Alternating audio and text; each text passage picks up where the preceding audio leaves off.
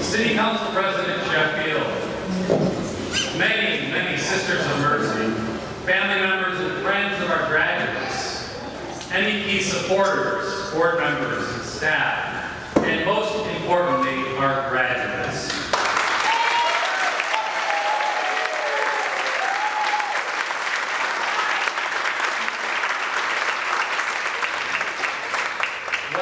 Welcome to Mercy Education Project's GED Graduation. This evening we are celebrating 26 graduates from the past 3 COVID years.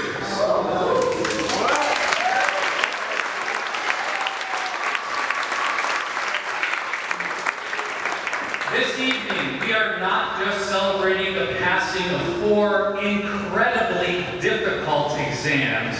We are celebrating 26 very strong, dedicated, intelligent women whom each have a particular story and a particular journey, who individually and collectively represent greatness and success.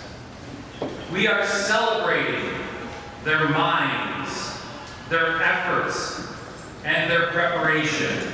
They are MEP. We are celebrating their motivation, their eagerness, and their perseverance. They are MEP. We are celebrating their mightiness, their enthusiasm, and their persistence. They are MEP. We are celebrating their majesty, their elegance, and their power, for they are MEP. And we are celebrating their magnificence, their excellence, and their potential, for they are MEP. Today, we celebrate that these women put the M, the E, and the P in Mercy Education Projects. To remind them of the days and the months and the years spent at MEP, we have given each of them a very special pin. I realize you can't see it, but you'll see it on the graduates. This pin was first commissioned by a former MEP board chairperson, Dave Parr, who is with us today. And it was designed by Sister Jenna Marie Vegan from Chicago. When looking at it, the M stands for mercy. If it's turned a bit, it becomes an E, and it stands for education. And when it's turned over, it becomes a W, which stands for the women of MEP. Graduates, please wear this special pin proudly, and let it remind you of all those words I used to describe you. You are a reflection of every single one of them, to all of us and to the world. Even in all your MEP-ness, we know you had help and support along the way. I'd like to first acknowledge your family and friends. Thank you for all you've done to encourage and support your graduates. Let's hear a round of applause.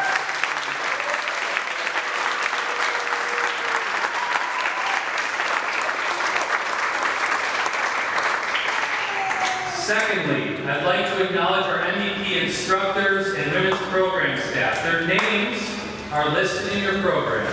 Thank you all for what you've done in educating and empowering our graduates. Will the MEP instructors and women's program staff please stand?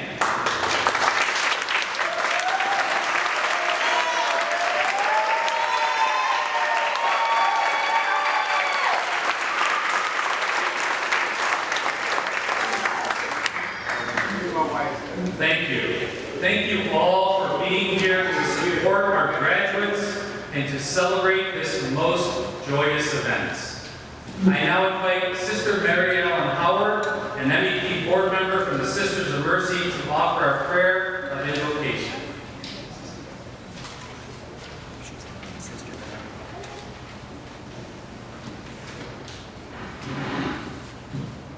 A few years ago, Whitney Houston sang a song which I wish I could sing for you, but I'll spare you.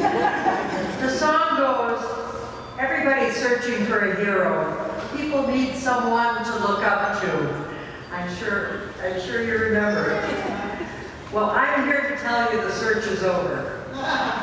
Tonight we are lucky enough to have 26, I was going to say heroes, but there's, yeah, there is a hero. Are there any heroes there? Heroines, mostly heroines, to look up to. Our Mercy Education Project graduates.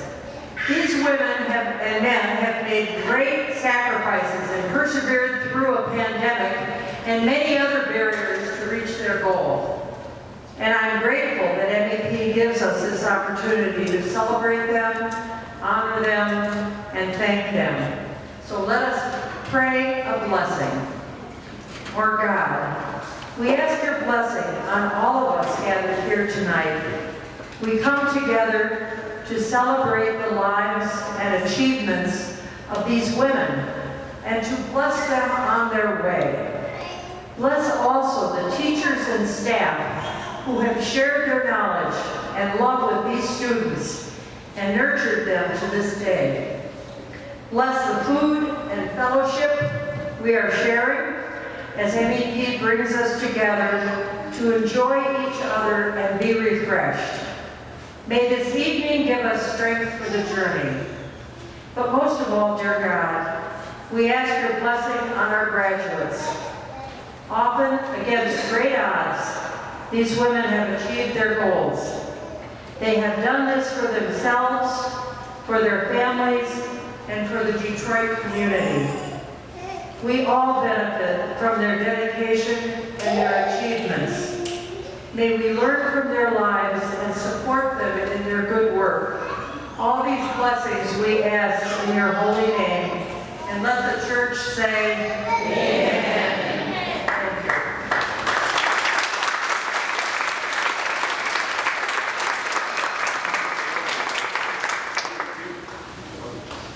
Council President Sheffield is a native Detroiter. Following in her father's footsteps, Reverend Horace L. Sheffield III, President Sheffield was ordained a minister and plays an important role with the Detroit Association of Black Organizations, DAO, by furthering its mission of uplifting Detroit's African American community. In November of 2013, at the age of 26, Ms. Sheffield became the youngest person ever elected to the Detroit City Council. In 2018, she became the youngest to be elected President Pro Tem.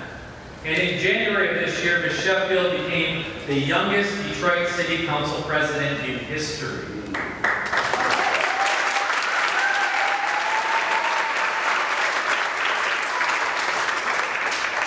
2014, Ms. Sheffield was included in Crane's Detroit class of 20 under 20, and this year was included in Crane's class of 40 under 40. Besides the influence of her mother, who was an educator and a nurse, and her father, President Sheffield is privileged to stand on the shoulders of civil rights giants like her grandfather, Horace Sheffield Jr., founder of the Detroit Trade Union Labor Council, an important organization integral to ensuring the inclusion of African Americans in the UAW. A quote by President Sheffield in the Detroit Free Press this past March, in which she reflects on her position as Detroit City Council President, caught my attention, and I think it is most appropriate for today's occasion. President Sheffield said, "I feel like I have some big shoes to fill. I don't want to try and fill anyone's shoes who are here before me. I'm creating my own." President Sheffield, we look forward to many more years of you filling your shoes. We are honored to have you with us this evening to celebrate the success of our GED graduates. Ladies and gentlemen, Detroit City Council President, Mary Sheffield.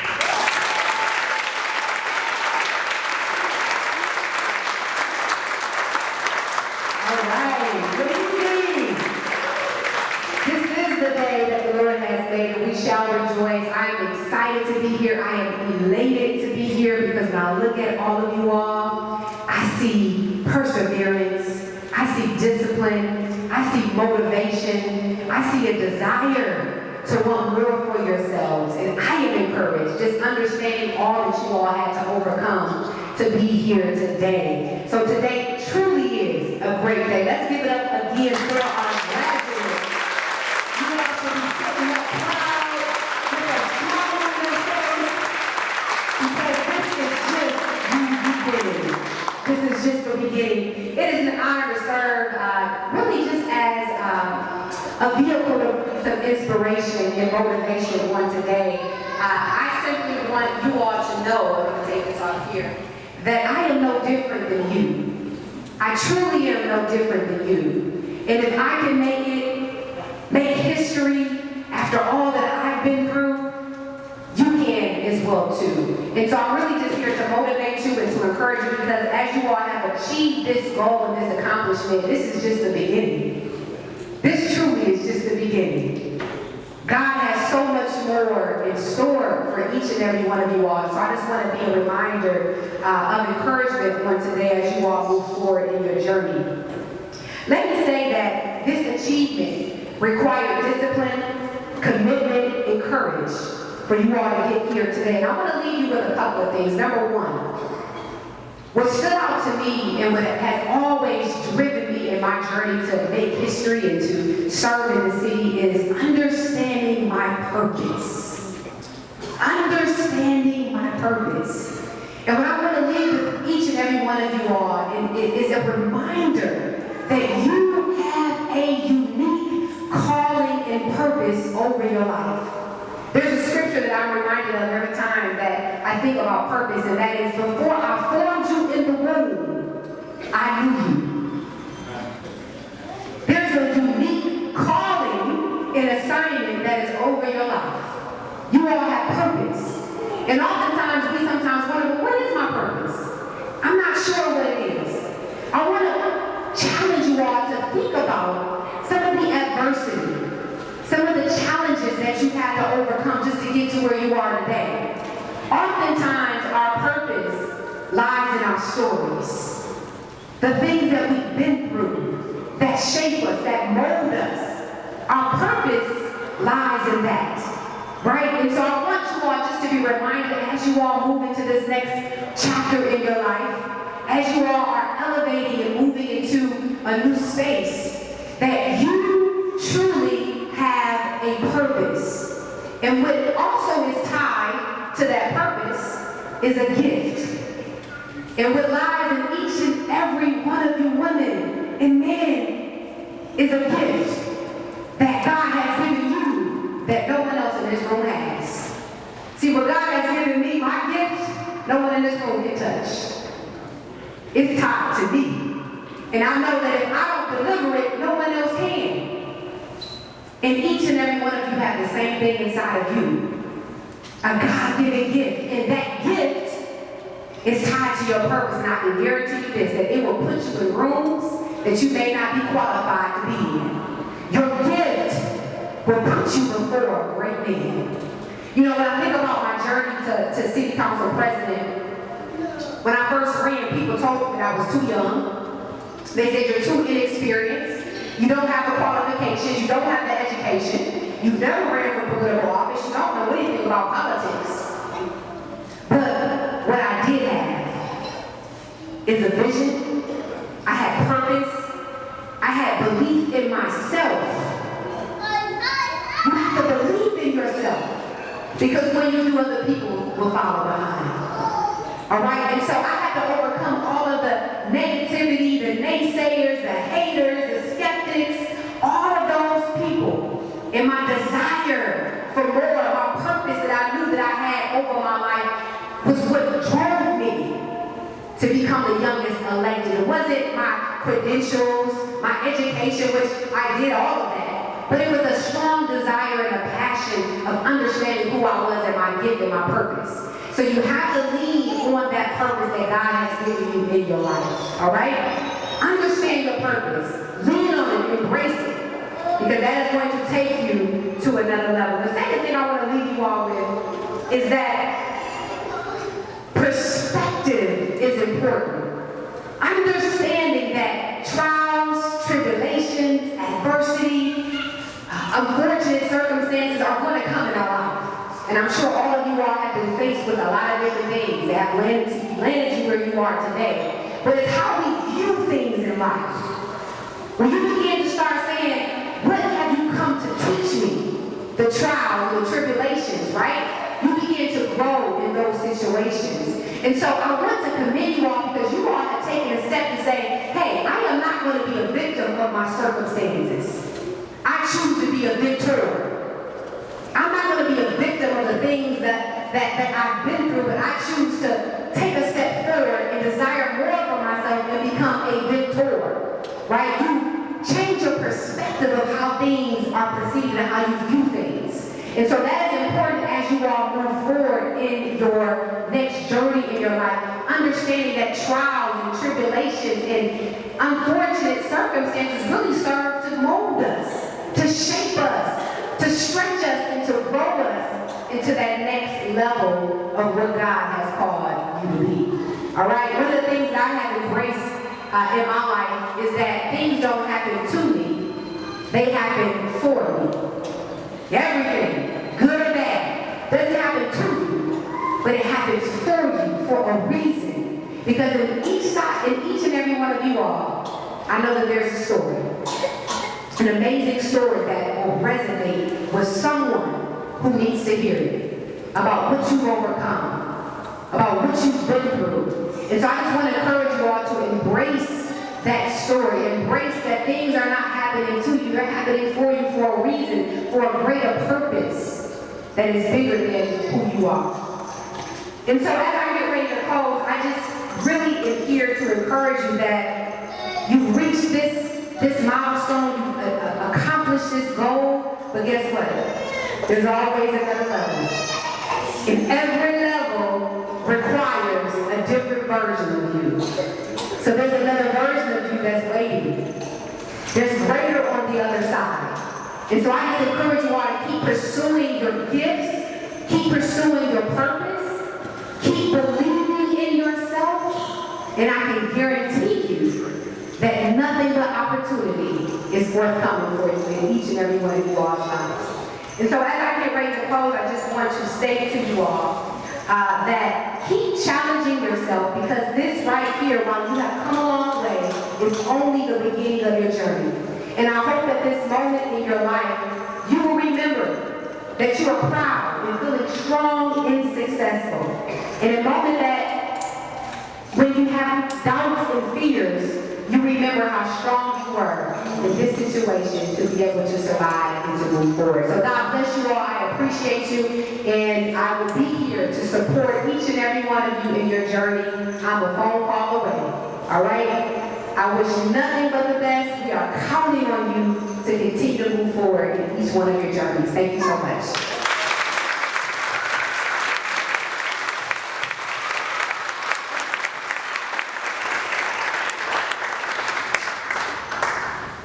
Thank you so much, President Sheffield, for those inspiring words. I now invite longtime instructor Greg Moore to come up to the podium and to read the names of the graduates for the ceremony of the certificates.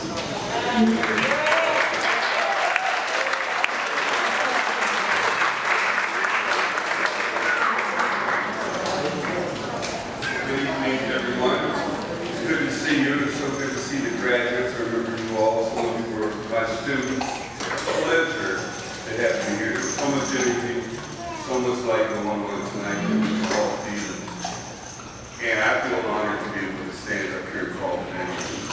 So were they going to come up and line up, or do you want me to call them? Where's your name? Just call them, all right.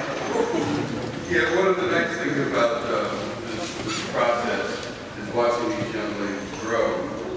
Because as an instructor, you think you know what it takes to teach them, and very often you do. But at some point, it's still up to the student to do the work. You still have to put forth the effort. If all it took was for me or the other instructors to stand here or stand in front of them and tell them what to do, then we have 100 graduates. It doesn't work that way. You have to put in the work. First person we're going to honor for putting in the work is Maha El Shahati.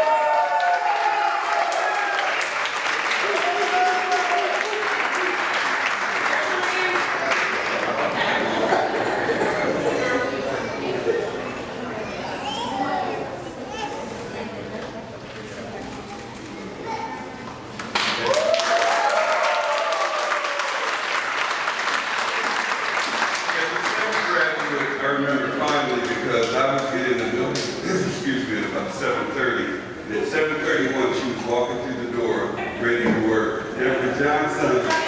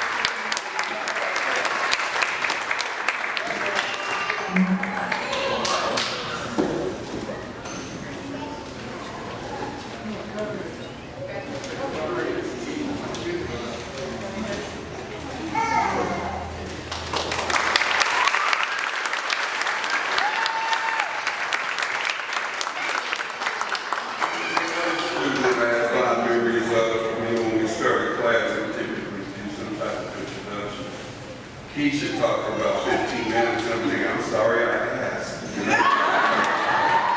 Keisha Riley.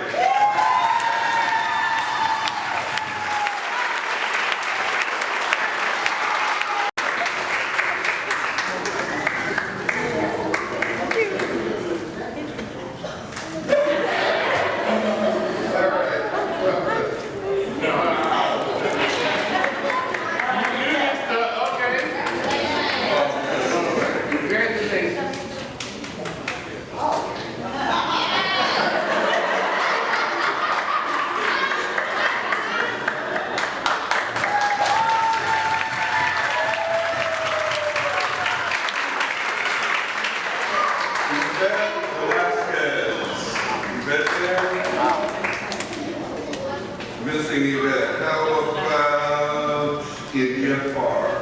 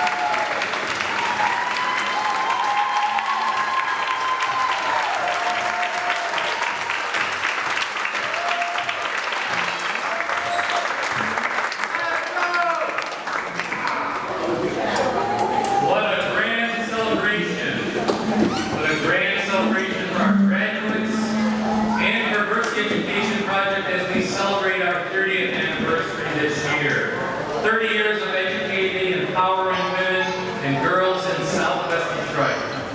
I ask all of you to please go out and tell others about us. Tell others about the good work we're doing, educating, empowering women and girls in Southwest Detroit. Thank you. I want to offer a few thank yous. First of all, thank you, President Sheffield, again, for your inspiring work.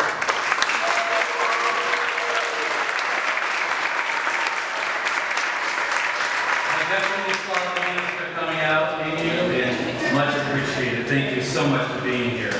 I also want to thank the MEP staff, all the roles you played to help make this evening fantastic, and a special thank you to our Director of Women's Programming, Roseanne Plasky, who's seated next to me.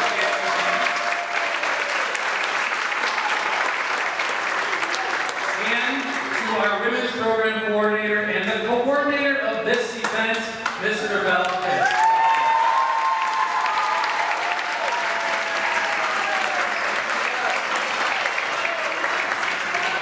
Before I thank everybody else, one last thing. There are vases with roses on your table. If a graduate sits at your table, please make sure that graduate takes that vase home. If there's no graduate at your table, you can all fight over it. Please take it home.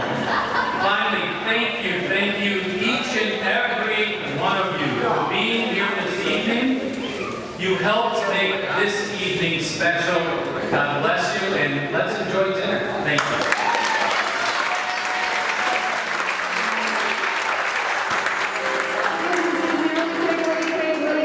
We have a surprise.